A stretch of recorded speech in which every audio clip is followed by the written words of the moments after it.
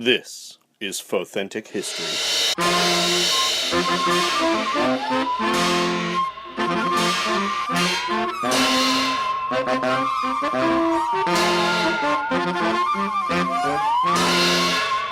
Hello and welcome to the show. I'm Brian Young. And I'm Holly Fry. So today we're going to be talking about some pretty horrific events. Again, that's sort of a theme of the show apparently. How are you dealing with the horrific? Me? Yeah. You know, it's part of talking about history. A lot of it is gross.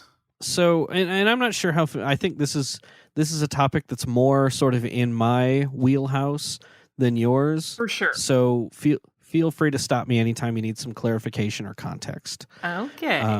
But we're going to be talking about the destruction of Toronto in 2010. And that was sort of a big deal for a while until other things happened. But we'll start. So the destruction of Toronto in 2010 was perhaps one of the most tragic events to take place prior to the end of the First Robotech War and Supreme Commander of the Zentradi Dolza's reign of destruction that would come later. The reasons this happened were one part blundered military strategy, one part science, and one part politics. And we'll explain each bit as we go. But to understand the context of that battle, we'll have to go into the past and offer a little bit of history. And some of it might be review for some of you. And Holly, I know this is all new to you. But bear with us for those of you who are experts in this topic already. Yeah, it's not all new to me, but it's definitely like an area of history where my studies have not gone deep.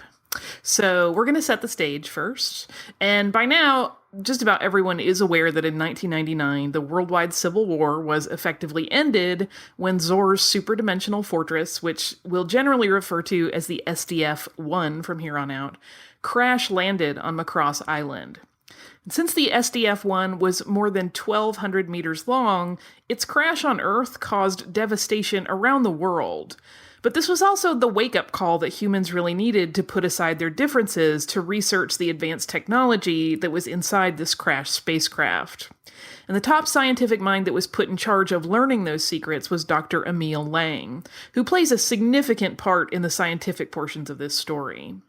So for the next 10 years, Lang worked to become the world's foremost expert in what became known as robotechnology, which was the use of the protoculture power source found aboard the SDF-1 to create transformable fighter craft and mecha that could be used in the battle they knew was coming.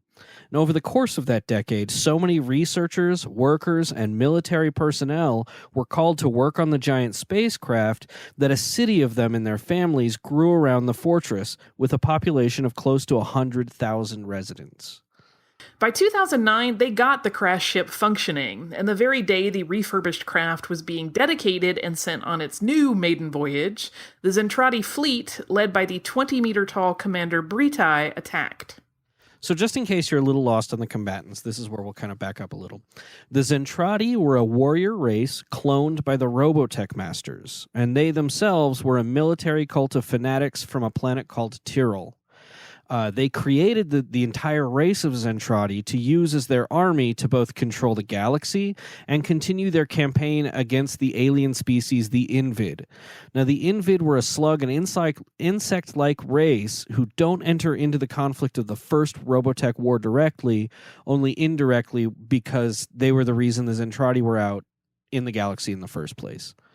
Britai had been commanded by his superior, Dolza, as well as the Robotech Masters, to capture Zor's ship, the SDF-1, intact so that they might gain the secrets of protoculture that Zor tried to keep from them, at the cost of his own life and his ship.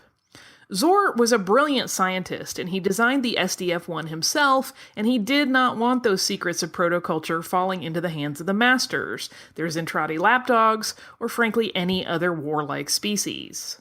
Now, Britai, like all Zentradi, was cloned and trained for one purpose: war.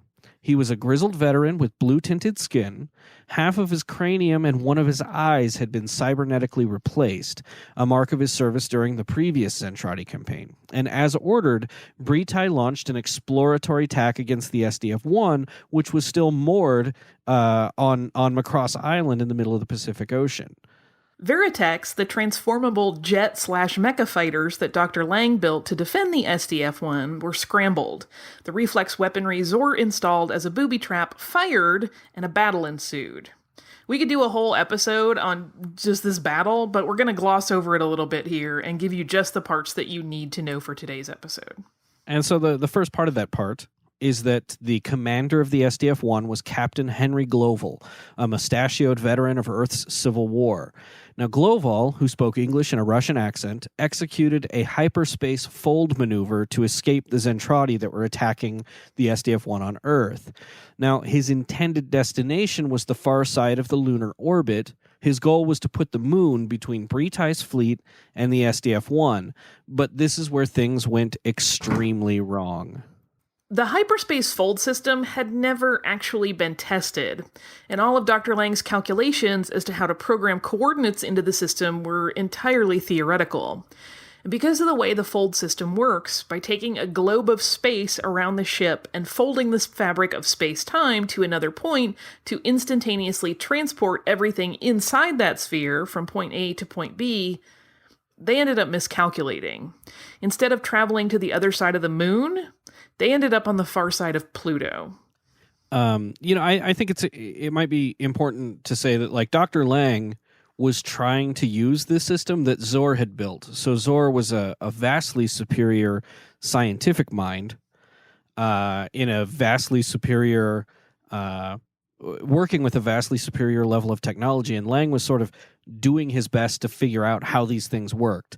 And he got it working, just not that well. So things were made worse by the fact that Gloval was forced to make the fold maneuver inside Earth's atmosphere, and his fold radius actually contained much of Macross City. And this created a good news, bad news situation. The bad news was that much of Macross and its residents ended up floating in space instantaneously around the SDF-1 on the far side of Pluto. The good news is that the city had been evacuated and almost 60,000 residents were in vacuum-tight shelters. So Gloval ordered an immediate rescue of the residents, but was baffled when he was finally given their coordinates. He was doubly dismayed to find out that the fold system had disappeared entirely, leaving them with no other option but to fly back to Earth at sublight speeds. And this maneuver is what initially confused Britai. Britai was a brilliant military strategist, but he had never encountered humans before. So from his perspective, Gloval's fold maneuver didn't seem desperate so much as it seemed cold and callous. Folding the civilians of Macross City wasn't an accident in Britai's eyes. He didn't know that a calculation problem had happened. To him, it looked like a calculated military sacrifice. That they folded so far away from Earth was another confusing tactic. Every accident of Gloval's first day of command was interpreted by Britai as an act of military brilliance that he simply couldn't comprehend. I love that detail, actually, because you have Gloval not understanding Britai and why Britai's there at all, and you've got Britai just assuming that the most brilliant military mind is in charge of the SDF-1 and that every move he's making is brilliant, but he doesn't understand it is kind of hilarious to me. I think that actually probably is one of those things that plays out a lot anytime a species encounters another species that they've never seen before. Well, but it happens in war a lot too. You always assume your commander, your enemy commander's not an idiot. Right. You ascribe a lot of meaning to their behaviors that is not necessarily there. So it took the SDF-1 the next 2 years to get back to Earth. Now, on its way back, Gloval did his best to evade the Zentradi and keep the residents of Macross City comfortable during the voyage. He even recruited residents of Macross into the Robotech Defense Force, or the RDF, to replenish their dwindling supply of fighters. But Gloval's ultimate goal was to offload the residents of Macross City. Now, at this point, they were living in a makeshift replica of the city in one of the disused massive hangar bays aboard the SDF-1. So one of the things you have to understand is that the SDF-1 was built for Zentradi-like proportions. So the original bridge of the SDF-1 would be able to accommodate a crew that was as tall as Britae, like 50 feet or how that works out in meters. I don't know off the top of my head. But so there's lots of space. But understandably, Global didn't want to be responsible for the lives of the civilians who never should have been aboard the ship in the first place. And because of Britae's continued probing attacks, Dr. Lang, who had been aboard the SDF-1 when the fight broke out, worked really hard to shore up the defenses of the SDF-1 in order to withstand the onslaught. And to this end, he created something called the Pinpoint Barrier System. And the Pinpoint Barrier System created 3 sizable disks of impenetrable energy that moved around the ship to intercept laser blasts and missiles by remote control. 3 technicians aboard the ship were able to slide the barriers across the surface of the SDF-1 to where they were needed most using a rollerball interface. The Pinpoint Barrier System was the tool they needed to turn imminent defeat at Saturn into a win. So the Pinpoint Barrier System itself is important to the story as a whole, which is kind of why we're focusing on it a little bit. This is where the science portion of how things went wrong come in. But at Saturn, because remember they're making their way to Earth from Pluto, at Saturn there was another attack, and Commander Lisa Hayes, a key member of Global's bridge crew aboard the SDF-1, she conceived of a strategy which was called the Daedalus Maneuver. Now, during the refitting of the SDF-1 to make it usable to the Robotech Defense Force, Lang and his team had grafted 2 aircraft carrier-like ships to the SDF-1. These carriers were situated on the surface of the ship normally, but after a modular transformation, they became like arms to the SDF-1's main body. And one of those was the Daedalus. And for the maneuver, Commander Hayes ordered as many of the SDF-1's gunship mechas and artillery as they had on board into the front of the Daedalus, and then had the Pinpoint Barrier System combine into one massive tri-circle disc at the front of the arm. So with the front of the Daedalus protected by the barrier, they used it as a battering ram, inserting that front end into a Zentradi capital ship, so kind of directly skewering it. And once it had pierced the hull, the front of the Daedalus was opened and all of the artillery fired, effectively ripping the Zentradi ship from the inside out. Now, before we talk about how this particular tactic and the Pinpoint Barrier System changed the shape of the war, do you want to take a break, Holly? Sure, that sounds like a capital idea. Hey, this is Brian. I just wanted to invite you to check out the Full of Sith podcast, which is my Star Wars-based podcast. In this break that we have on the show, because Full of Sith is a lot of fun, and if you like hearing me talk about this sort of stuff on Fauxthentic History in depth, you'll definitely love my more off-the-cuff stuff. Or maybe you won't. I'm not the boss of you. Now back to the show. Because of the decisive Zentradi defeat on Saturn, Britae knew that he could not predict the enemy's strategy and decided to call in his own unstable commander to help put Global off balance.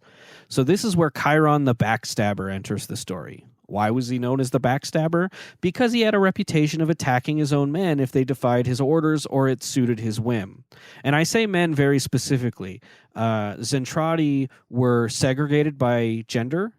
So all of Chiron's men were men, and there were other fleets around, like Azonia's fleet.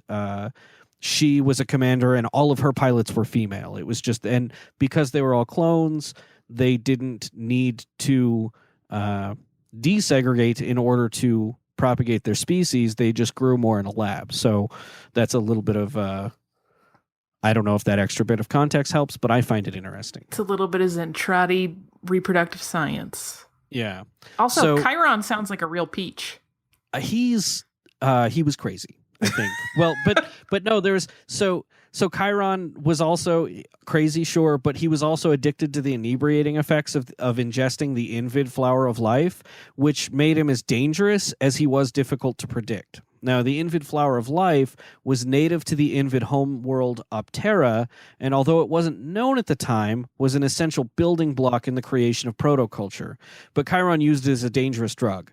During the Mona operation, which happened prior to this, he killed a number of his own men because of it, and in the Battle of Osiris, he wiped out 2 whole divisions of friendly forces because of his inebriation, even though he did prevail in the battle, which is why he still had the respect. Like, it was like, well, sure, he's going to kill all of his men, but as long as he won, we're good with that.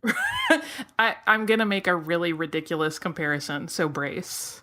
It kind of reminds me of Jimi Hendrix playing on acid, right? Like, he's messed up, but man, he's still brilliant. Yeah. Yeah. Yeah, no, that could be it. Well, and it's funny. I mean, music is always an apt comparison to bring into this story because music is really the final key to winning the First Robotech War, but we won't get into that now. That could be a whole other episode. And maybe it will. Maybe. So in the history of the First Robotech War, Volume 34, it was said that Britai's, quote, decision to call up Chiron's troops as reinforcements is what put the Zentradi squarely on the road to defeat. It spelled definite doom for the residents of Toronto. After Chiron suffered a defeat on Mars, as well as another defeat when the SDF-1 finally neared Earth's orbit, he no longer was interested in following Britai's orders. He took matters into his own hands, but we need to understand the political situation on Earth and aboard the SDF-1 before we move into that next phase and near the destruction of Toronto. When the SDF-1 was finally able to make contact with the United Earth government, those aboard were shocked to discover that they were ordered to stay away from Earth and forbidden to land completely. So the United Earth Defense Forces High Command realized that the Zentradi were more interested in the superdimensional fortress than they were Earth, so if they ordered the SDF-1 to leave, in their minds Earth would be safe. Now, that reasoning was superficial at best and immoral at worst, knowing full well that more than 60,000 residents of Macross were aboard the SDF-1 and wanted to come home as refugees. Now, Gloval decided he could not leave, not with the civilians on board, and so he, against orders, landed the SDF-1 in the middle of the Pacific Ocean.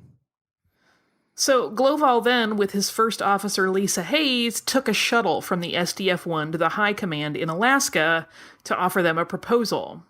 He would take the SDF-1 back into space as long as he could leave the Macross refugees on Earth and try to negotiate peace with the Zentradi himself. Although High Command offered to consider this proposal, the odds really were not looking good, especially when Gloval discovered what had happened on Earth in their absence.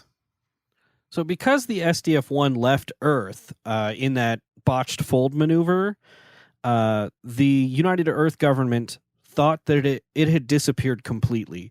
So they had declared martial law and strictly censored the press. Now, the Earth government feared global panic if the world knew that the planet was under attack from alien invaders who were 10 times the size of humans. So instead, the official story they circulated was that guerrillas interested in reigniting the Civil War had attacked Macross Island and the SDF-1, and both had been destroyed completely. So how could they allow the refugees of Macross or Macross to come home to Earth if they'd been told for 2 years that they were really just dead? Obviously, this is a super scummy political maneuver. It's just really reprehensible. And Gloval fought as hard as he could against it, but he really didn't have any recourse. He was in no position of power. The council ordered him to take the SDF-1 back into orbit immediately, but he did still have some cards to play. He insisted that he would only follow that order if he was given permission to offload those civilians. Gloval undermined the official story in 2 ways. So one, he refused specifically to follow their orders, and he told the story of the civilians on open, easily monitored airwaves. And 2, he began to float the SDF-1 over the coast of North America, heading inland. That really kind of cuts into their story, you know. So this accomplished Gloval's goal, and the Ontario Quadrant, already unhappy with the Earth government for other reasons, offered to accept the refugees once hearing of their plight. Now, the Earth, after the Civil War was over, had been divided into quadrants, and so the Ontario quadrant is roughly where the Ontario province was, just to give you a frame of reference. And obviously that includes Toronto. So the SDF-1 began moving slowly toward Toronto, but that's when Chiron's Botoru battalion attacked, once more against orders.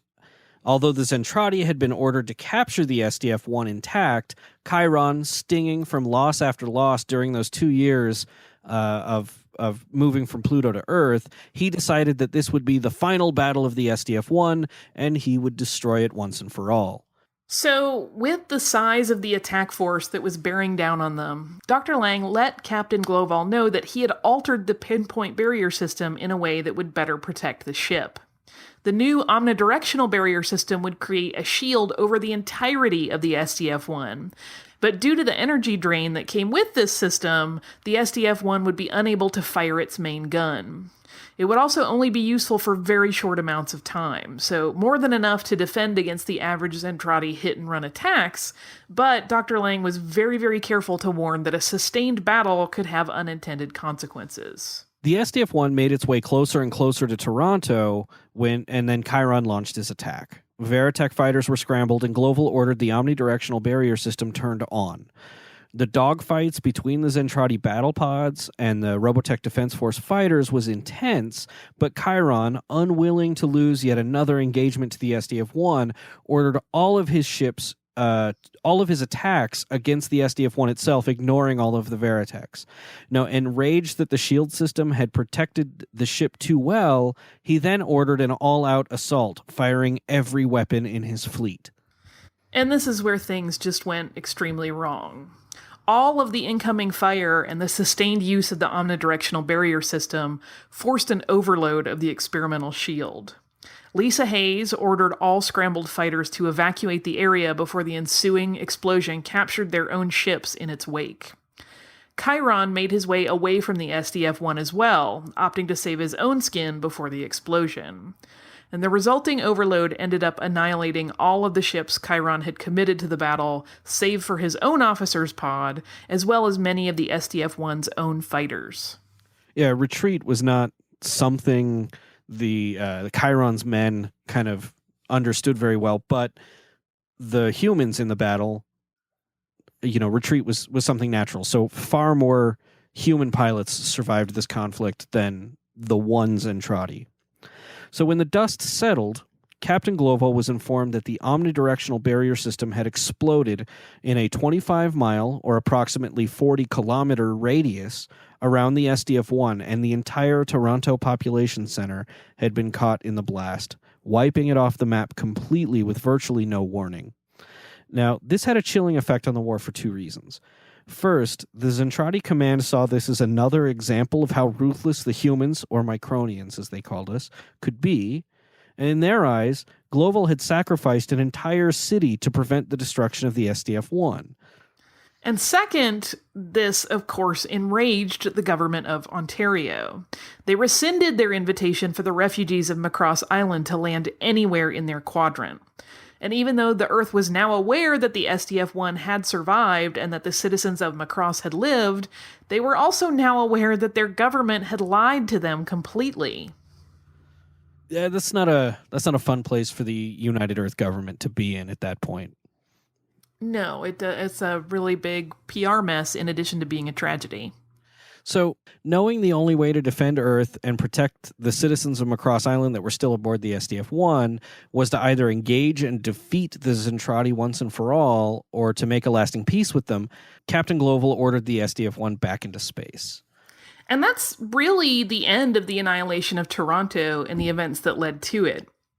From the use of completely unstable and experimental technology in times of stress, to the complete misreading of opponents on both sides of the conflict, and an untenable political situation, it all really added up to the loss of one of the most beautiful and welcoming cities in the world. It's important, really, to remember the sacrifices that the residents of Toronto made for their willingness to be good humans. Had they not volunteered their city for the offloading of the refugees of Macross, they probably would have lived, at least until Dolza arrived. Yeah, I mean, Toronto, it sort of sped up the annihilation. Because when Dolza came later, obviously he kind of firebombed everything, but this was still shocking under the old order of things before society had changed completely after that sort of overall annihilation that Dolza perpetrated.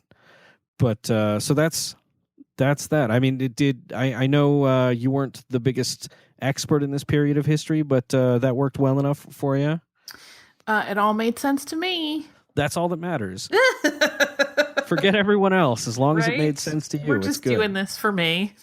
No, this is really one of my favorite sort of stories in history, and I think part of it is the thing that I love. I mean, aside from the fact that a lot of people died and there was a lot of horrible tragedy there, but I really love looking back on battles and seeing how commanders misread each other, because it's sort of like a chess game, but you can't see your opponent and what they're reacting to or why they're reacting to it. So you sort of misinterpret all of their moves and come up with a different one. And, it's just endlessly fascinating to me. I agree. I mean, it's playing chess with someone whose entire life and mindset you don't understand to begin with. So there's like a whole interpretation level there that like is just such a potential flurry of confusion. Well, it's interesting. It's kind of like when I play some games with my son, where he will make moves that bear no tactical strategy or sense whatsoever, and he'll end up winning because I'm trying to react rationally based on the information provided, and he's acting like Chiron. It's that sort of thing. So basically, Chiron's a child. Well, he's certainly very childish. I mean, he's a child with a drug problem, but which we hope doesn't happen. But yeah. I mean, his behavior is fundamentally, like on an exponentially huge level, quite petulant and selfish. Well, it's interesting too the way the cultures clashed there too, right? So if Chiron were in the Robotech Defense Force, or he was part of a culturally human force, he wouldn't last very long and he wouldn't be in command. But when you looked at the Zentradi, where they're literally cloned for battle, and it doesn't, like, Zentradi lives don't cost them anything because they're just cloning more, that he's the backstabber really isn't that big of a deal. He's doing what needs to be done to win the battle. He just sort of went off the reservation more than normal when he started going off orders completely and tried to destroy Zor's ship rather than follow the orders to try to capture it. Again, I say, what a peach. Yeah, he's a peach. No, he's interesting. I think there might be more from him in the future for us to talk about. But until then, again, we don't have any listener mail yet because this is only our second batch of recordings. So if you are interested in sending us listener mail, I would be happy to accept that on behalf of the team. And you can send those.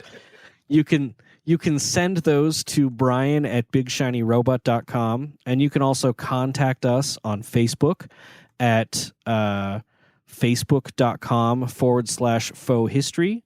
Or you can find us on Twitter at Fauxthentics. And Holly and I are both also on Twitter separately at Swankmotron. And what is yours, Holly?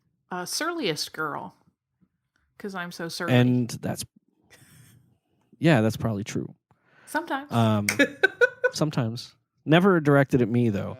But we'd love to hear your feedback, and we'd love to hear you spread the word about the show. And we'd love for you to review it anywhere shows can be found. And you can find them anywhere that you listen to recordings like this. Is there anything else, Holly? Well, that's the end then. So thank you for listening.